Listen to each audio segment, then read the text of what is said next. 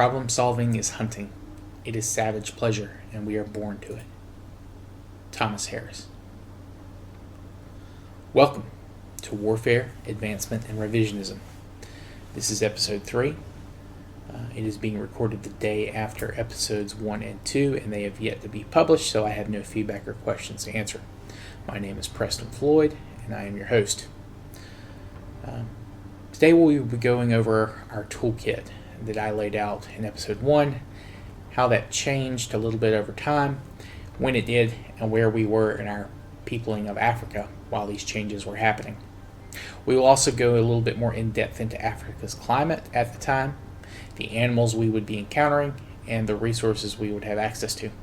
Finally, we will discuss how all these factors changed how we thought and interacted with our world and ourselves before we reach the threshold of behavioral modernity. For thousands of years, innumerable days and nights, our ancestors woke and worked on simply surviving. This was their natural state of being. But this was not just a basic instinct for them, or if it was, it wasn't that way for long. They, like earlier hominids, had a deep capacity for thought, and so in a harsh, uncaring world, they harnessed this trait for survival the same way as an eagle does its wings, talons, and beak, or a lion its fangs, claws, and sinews. We had probably inherited our simple use of tools from our predecessor species, and we would continue to refine their creation and use as time was on. But there doesn't seem to be any major factor or desire for us to really advance our toolkit. For the first 100,000 years, we were traipsing around Eastern Africa. However, around 200,000 years ago, something changed in the world. The Penultimate Glacial Period was beginning. Now, all ice ages are made up of several smaller periods of time in which glaciers covered much or more of our world year-round, which leads to a colder, drier planet. Close to anatomically modern humans were probably around during 2 or 3 of these periods during our development and peopling of the world. The penultimate glacial period would last from about 200,000 to 135,000 years ago. Now, as I laid out in episode 1, Africa is actually spared from most of the extreme climate changes at this time, but there are some effects that we would have to deal with. By the time this glacial period hit, we would have had Homo sapiens split into 4 main groups: the East African group, the 2 groups in the southeast and southwest of Africa, and the Central African group. The rainforest of Central Africa would be the most affected place that Homo sapiens would be living in at that time. Essentially, the rainforest in that area would shrink to cover a much smaller area, and there would be more of a temperate forest in areas where the rainforest retreated. Now, we discussed food generally on the last episode, but now we're going to go into specifics. We were omnivores and ate whatever we could. It is important to remember that we were eating plants like wild nuts, berries, fruits, roots, leafy green vegetables, etc. And they would have made up most of what we were eating day to day. That being said, why is meat eating highlighted in a lot of our talk about our evolution? Obviously, we have more knowledge about that because the butchered and prepared bones of animals stick in and around the archaeological record much better than plant remains. But the main reason is it was the pursuit, cooking, and consumption of meat that led to most of the major changes in our behavior in our earliest history. The most you have to learn about nuts and berries is simply if they can be eaten. Most can be picked up or fall off trees. You don't need much know-how to how to harvest them. This would be true of bugs and insects as well. Essentially, grubs, worms. If you can eat them, you can eat them. There's no big mystery to them. For an early Homo sapien to acquire meat would be much harder to do. Even if they got lucky and found a freshly dead animal, maybe it died of its wounds from another predator, it would still require more work to make a meal comparable to just gorging on, a lot of edible plant life. Why then did we put so much effort into looking for it? I think there are very simple answers to this question. The first and most obvious is that we liked it. And I'm not just referring to the taste of meat, though I do think that was part of it. And taste in general is a very personal matter. But I mean, we enjoyed the act of hunting itself. I think it scratched an itch in the human brain. The second main reason I think we gravitated to regular meat consumption is the climate. During the Penultimate Glacial Period, there was less rain, and that meant less numerous plants we would need to survive. So we would have to supplement our diet with more meat. The third major factor we turned to eating meat would be for protection. Humans are not the only species to kill for reasons other than food. Dolphins will kill porpoises in very painful ways for fun and for a small diet overlap. Elephants and water buffalo will kill predators and their juveniles. We would kill for those exact same reasons, except we would eat the kill because, again, we're omnivores. So, what are the animals we're eating at this time? Well, for smaller animals, we are probably hunting things like rodents, rabbits, lizards, birds, small monkeys, and we would be hunting these with sharpened stones and things like that. I don't think our large uneven spears would be accurate enough to hit anything that size unless we were right on top of it or within thrusting range. So you might kill one or two with that weapon, but probably not too many. You'd want to use stones and large amounts of them. That being said, that can't have been very efficient. You might get lucky and ambush a few of these at like a small water source or when you're performing another task, but you're not organizing a hunting party for this. So you might use those kind of kills to supplement your meat source, but unless you know where they have a cave or a den, you're not going to be spending a huge amount of time as a large group hunting for those. We also don't have any evidence of using traps for hunting, things like that at this point. That comes along later. But our biggest game, the things that we would have been most actively hunting as a group, would be larger, slower herbivores. The main reason for this is that if you managed to kill one, you could supplement your group's food for a couple of days. There's also the factor that our simple spears at this time would be much more effective as the targets were larger and thus easier to hit. The cost benefit for this kind of animal is high. The specific types of animals we would be looking for would be things like deer, zebra, giraffe, oxen, antelopes, ungulates, things like goats, that matter. Maybe some elephants, some smaller ones. They were probably smaller in the central part of Africa. And there are other extinct species now that we might have been hunting for. These are animals that travel in large herds, so they're numerous and easy to follow. They would also draw the attention of other predators. It's probably from watching these predators that we learn to hunt faster, more mobile prey. Lions, of course, being the apex predators of Africa. Even at that time, they would be worthy subjects of study, as would wolves, which were more numerous in Africa. And if our later adoption of these animals as motifs and symbols of power and strength and cunning is anything to go by, it's easy to see that these creatures were respected and feared. Hyenas and jackals probably did not elicit this same type of respect. They're scavengers and would probably be a constant menace to human kills and food sources. They would be feared and hated, but never respected.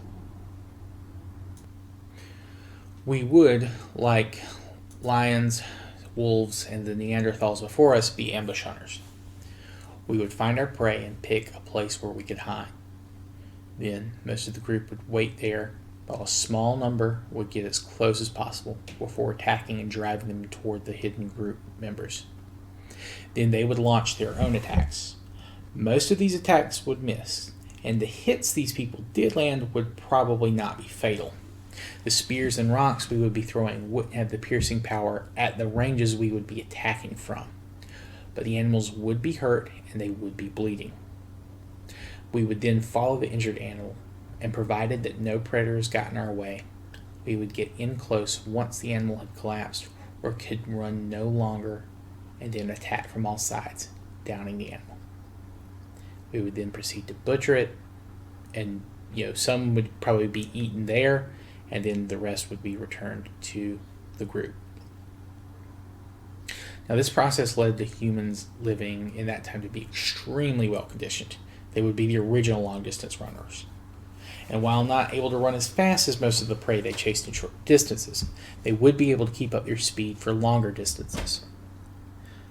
Not able to smell, see, or hear as well as other predators, we would eventually become fantastic trackers, able to track animals from their individual tracks and the impact they made on the environment around them, things like broken sticks, trees, brush, things like that.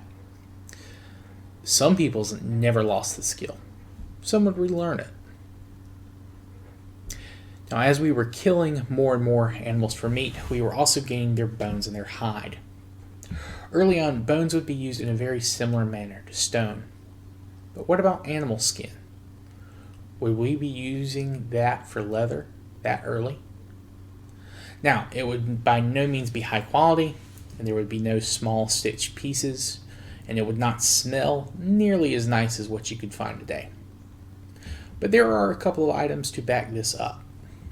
First and foremost, we have found stone tools that are crude but do appear consistent with a very basic leatherworking kit. These items have been dated to be about anywhere between 120 to 90,000 years old. We also see genetic evidence that around 125,000 years ago, head lice began to be genetically distinct from body lice. Now, the start of those dates are around 10,000 years or so after the Penultimate Glacial Period ended, but I doubt we found the first set of leatherworking tools ever made. So I don't think it's crazy to assume that by the middle or end of the Penultimate Glacial Period that we were wearing at least small amounts of leather and hide to stay warm or for comfort. It's also probable that lice didn't evolve into two separate groups overnight. So I think it's safe assumption that we were at least making leather or hide pouches to carry tools and materials by this time. We would have been using large leaf plants for similar purposes prior to this. But hide or leather pouches would be more suitable for this because they're obviously more durable, and because the weather affecting our food sources, longer journeys between living locations would be a real possibility. Now, you might wonder how they discovered how to make leather. I'm willing to bet actually pretty easily. All you need to do to get simple leather is to treat collagen with tannic acid. Now, obviously our ancestors didn't know what collagen or tannic acid were, but they didn't need to. Collagen makes up a major percentage of skin. I think it's like 90%. And tannin is found in a huge number of plants and nuts. Even if you weren't treating animal hides, the skin would be usable for a couple of weeks before it started to rot. And everything would stink then, so I doubt anyone would notice. So you have a couple of weeks carrying different items around with a wrapped up animal skin. And you open them to see the skin carrying your bark, nuts, woods, etc. is holding up way better than the skin carrying just say stones or whatever else. And you would wonder why, and you'd start to play around with why. Eventually, 1,000 years later, you get simple, reliable leather. Also, less rainfall happening would make this process easier as well. You can't treat wet animal skin; it has to be dried first. But with less rain, you'd have warm or drier pelts. You wouldn't necessarily be drying them out in the sun, at least at first. Now, you may argue, why would nomads be carrying all this extra stuff around? Wouldn't they just take food? Well, no. as it happens, there is a very interesting theory that part of the reason that Neanderthals and Homo sapiens eventually replaced Homo erectus was because we recognized a difference in quality in tool-making material, and they either could not or would not do the same. There is evidence that Homo sapiens would carry stones they found in mountains miles and miles away because they were the best tool for the job. We would also continuously use tools until they were broken, and so tended to carry them with us. Homo erectus would abandon items much more readily, and then they decide to make a new one later. This apparent laziness, for lack of a better term, would make it a lot harder for them to adapt to numerous factors, including climate change.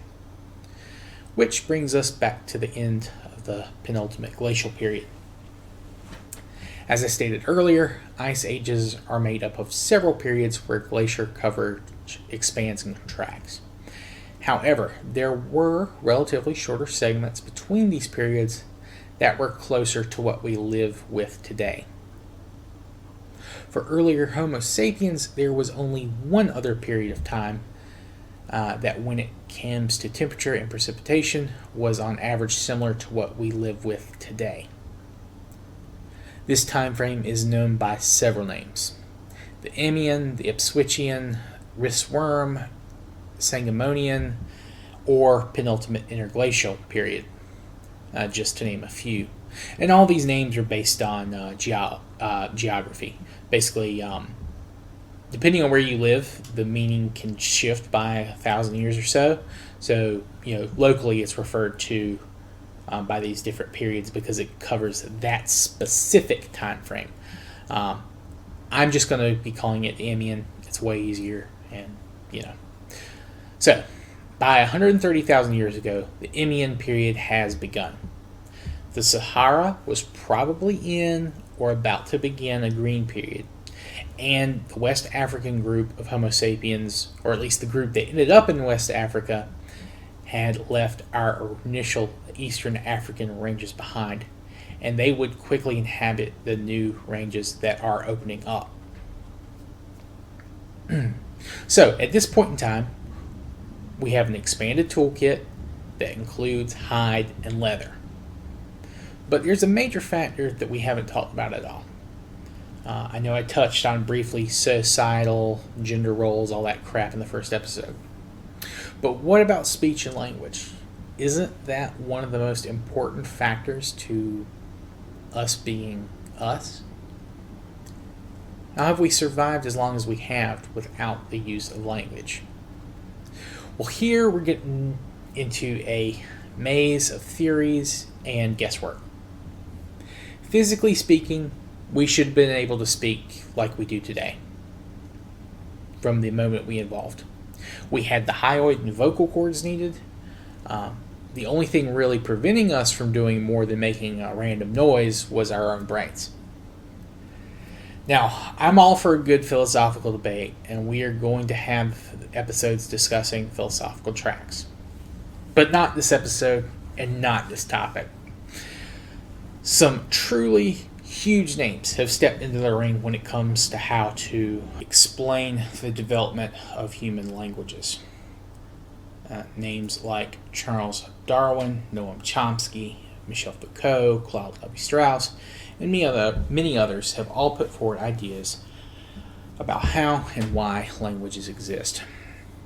The problem I have with most of these explanations is that once they lay out their theories, some of which make complete sense, and I can easily imagine being the correct explanation, they begin to try and tie their theory into events that happen a couple of hundred years later to support a point of view on a completely different subject or as proof of their theory, ignoring the entirety of history of said events outside of linguistics. So I'm just going to go out on a limb and say we were making sounds to communicate from the start. We were probably also communicating with hand gestures as well. There are a lot of animals that have this type of communication.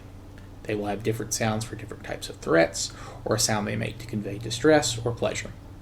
Or they will shake a tail, or arch their back, or roll a fin out of the water. our first communications were no different from any of that.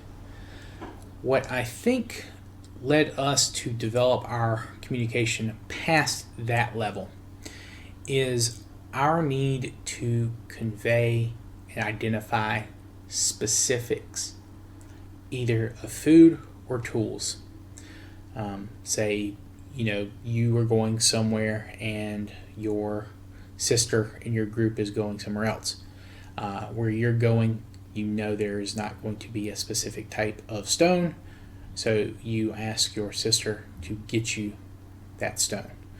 Well, how do you tell her exactly? You can just say, give me a rock, but that doesn't explain, do you need a rock that is easier to sharpen, or do you need a rock that you can use to break or grind stuff in? Just that is a rough example. Just basically, it's we kind of developed a way to tell someone specifically what either was needed, either food-wise, tool-wise, or maybe specify the prey or predator that you're dealing with. Again, these are just simple examples, and this is very rough, and it kind of takes a couple of ideas from a few different language theories, but whatever the case may be, once we had language, I think our use of it exploded. And I think all humans would have developed a language no later than 100,000 years ago. These would not be very complex. They'd be very simple, just basically a collection of vocabulary words, nouns, and verbs. Nothing crazy. And I think it would have been easy for different groups to learn the other's language, which probably, again, helped push the language forward and develop in all directions.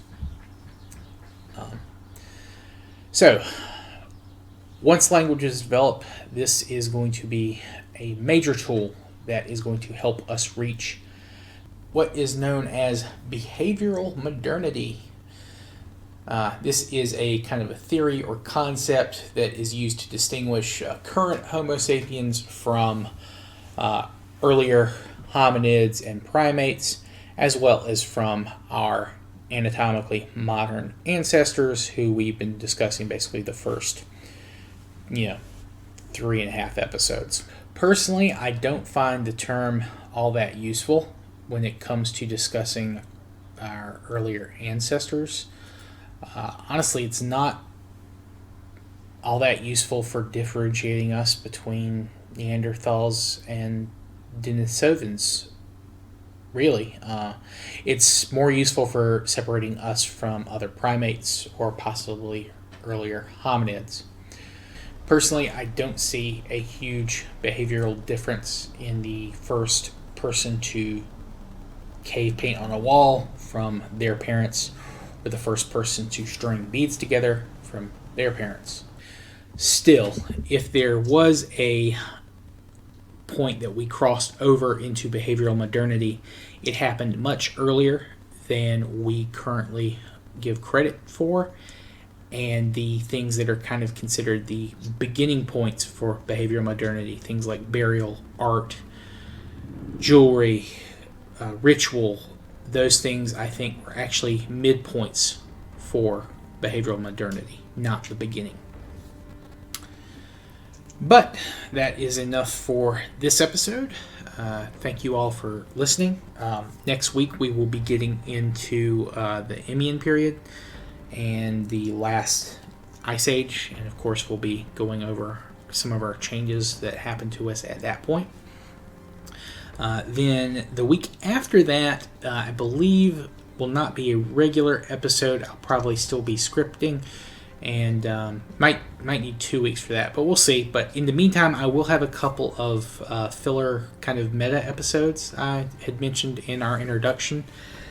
Basically, I'll just be kind of doing pop culture type deals that are about, in general, the subject. I think Quest for Fire, and the other is going to be a game, I believe it's called Ancestors Odyssey. basically you play an early hominid and you try to survive long enough to evolve. And I'll be going over, both of those things in just kind of a little brief, fun detail. I might have a guest or something for one or two of those. We'll see. But again, thank you all for listening. I hope you enjoyed, and I do look forward to your feedback. Pardon the quick edit there. A car accident just happened.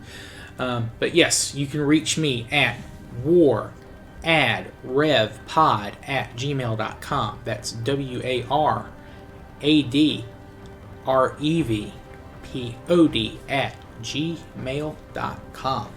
Thank you, and have a wonderful day.